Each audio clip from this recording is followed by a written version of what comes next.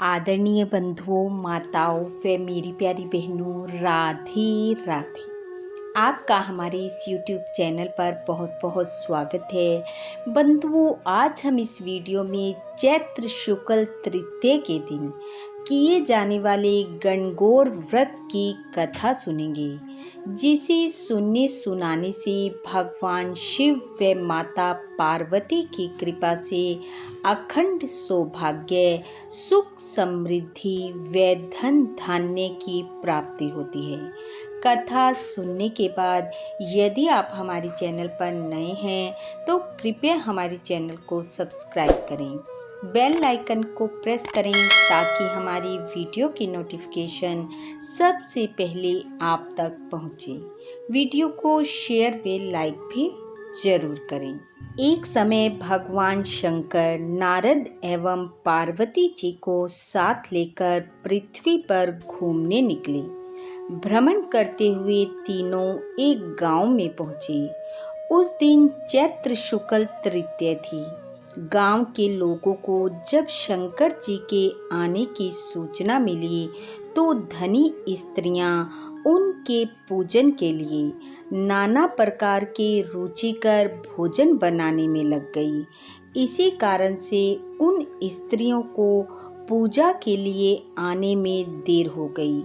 दूसरी ओर निर्धन घर की स्त्रियों ने जैसे बैठी थी वैसे ही थाल में हल्दी, चावल, जल ले जाकर भगवान शिव व माता पार्वती की पूजा की। अपार श्रद्धा भक्ति में मगन उन स्त्रियों को पार्वती जी ने पहचाना और उनकी भक्ति पूर्वक दी गई वस्तुओं को स्वीकार कर उन सब के ऊपर सुहाग रूपी हरिद्रा यानी कि हल्दी को छिड़का।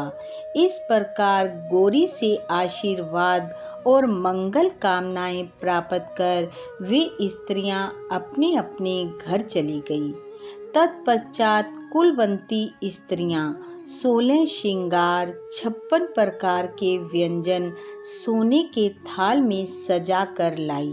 तब भगवान शिव ने शंका व्यक्त करते हुए कहा, हे पार्वती, तुमने तमाम सुहाग प्रसाद तो साधारण स्त्रियों में बांट दिया, अब इन सब को क्या दोगी? तब पार्वती जी ने कहा, उन्हें ऊपरी पदार्थों से निर्मित रस दिया है, इसलिए उनका सुहाग धोती से रहेगा, परंतु इन स्त्रियों को मैं अपनी अंगुली चीरकर रक्त सुहाग रस दूंगी, जो मेरे समान ही सौभाग्यशालिनी बन जाएंगी।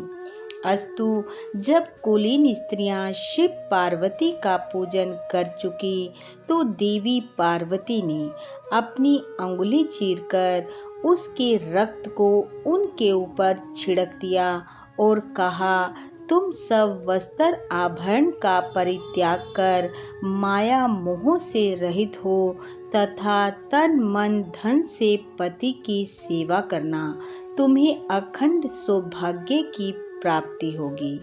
भवानी का यह आशीर्वाद सुनकर तथा उन्हें प्रणाम करके कुलीन स्त्रियां भी अपने अपने घर लौट आई तथा पति पारायण बन गई। छिड़का हुआ रक्त जिसके ऊपर जैसा पड़ा था उसने वैसा ही सौभाग्य प्राप्त किया। तब पार्वती जी ने सोचा, मुझे भी आज के दिन भगवान शिव की पूजा करनी चाहिए। तभी गांव के पास स्थित एक नदी को देखकर मां पार्वती ने भोलेनाथ से कहा, क्या वह इस नदी के तट पर स्नान कर पूजा कर लें? भोलेनाथ ने मां पार्वती को इजाजत दे दी।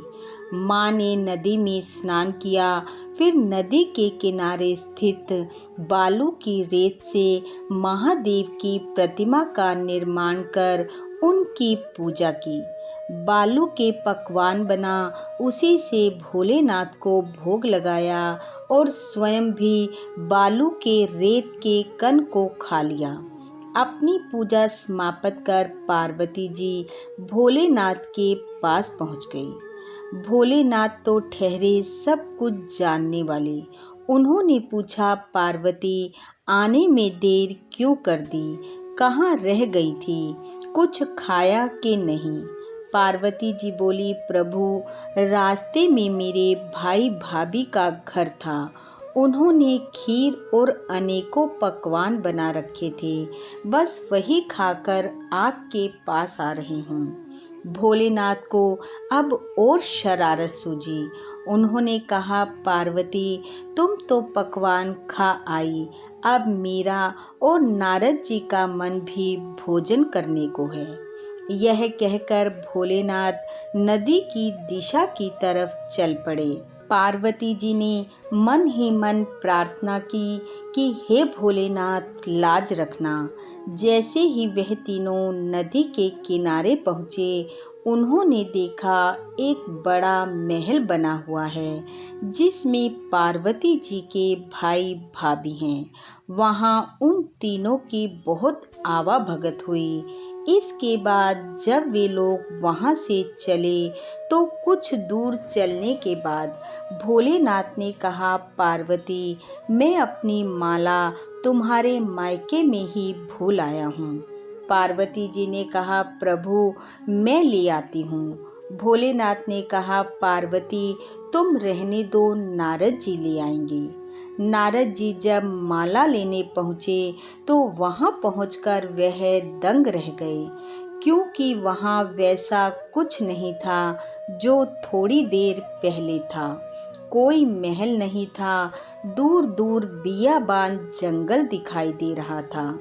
तभी वहाँ एक वृक्ष पर नारद जी को भोलेनाथ की माला दिखाई दी, जिसे वह ले आए और आकर सारा वृतांत भोलेनाथ को सुनाया।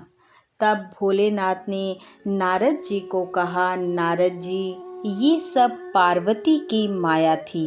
वे अपने आज के पूजन को गुप्त रखना चाहती थी, इसलिए इस पूजा को छुपाने के लिए उन्होंने ये माया रची। यही दिखाने के लिए मैंने तुम्हें वापस भेजा था। तब नारद जी ने माँ पार्वती को प्रणाम किया और कहा, हे माता, आप सर्वश्रेष्ठ हैं। माँ जगदम्बा आदि शक्ति हैं। गुप्त रूप से की गई पूजा ही सबसे सर्वश्रेष्ठ व शक्तिशाली होती है और सार्थक होती है। और इस प्रकार जो स्त्रियां आज के दिन गुप्त रूप से पूजन कर मंगल कामना करेंगी, महादेव व माता पार्वती की कृपा से उनकी सभी मनोकामनाएं पूर्ण होंगी। चूंकि पार्वती जी ने व्रत को छिपा कर किया था, उसी परंपरा के अनुसार आज भी गणगौर पूजन के अवसर पर पुरुष उपस्थित नहीं रहते। बोलो भगवान शिव व माता पार्वती की जय। इसी के साथ गणगौर के सौभाग्यशाली पर्व की आप सबको बहुत बहुत बधाई। माँ गौरा और भगवान शिव का आशीर्वाद सदा हम सब पर बना रहे। इन्हीं शुभकामनाओं के साथ हे प्रभु, ईसर जैसा भाग देना, गौरा जैसा सुहाग देना। राधे राधे।